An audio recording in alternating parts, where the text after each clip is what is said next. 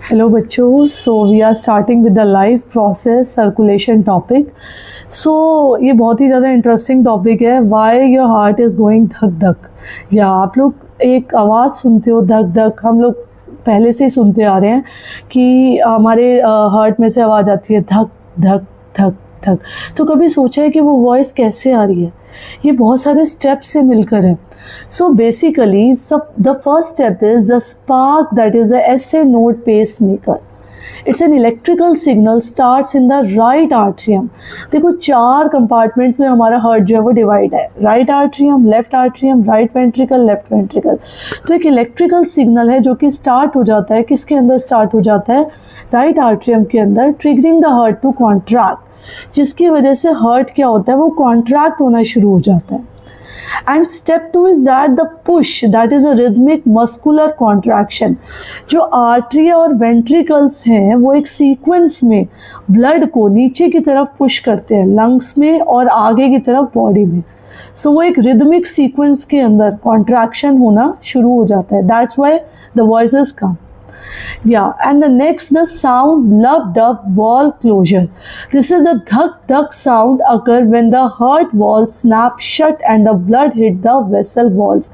So basically dhak dhak sound, when it happens due to the heart walls.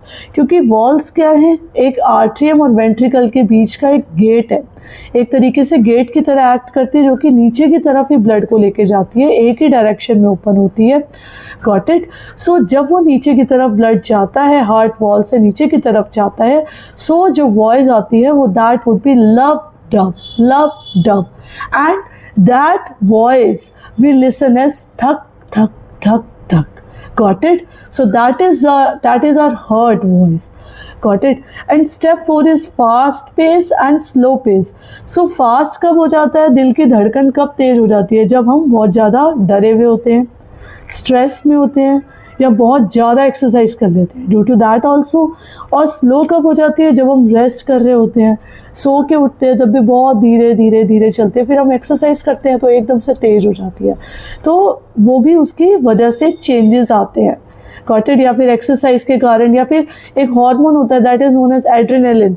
सो उसके कारण भी बहुत सारे जो हार्ट के अंदर जो है, मतलब एकदम से हार्ट की जो वॉइस होती है थक थक थक थक, वो that is also increase due to that hormone.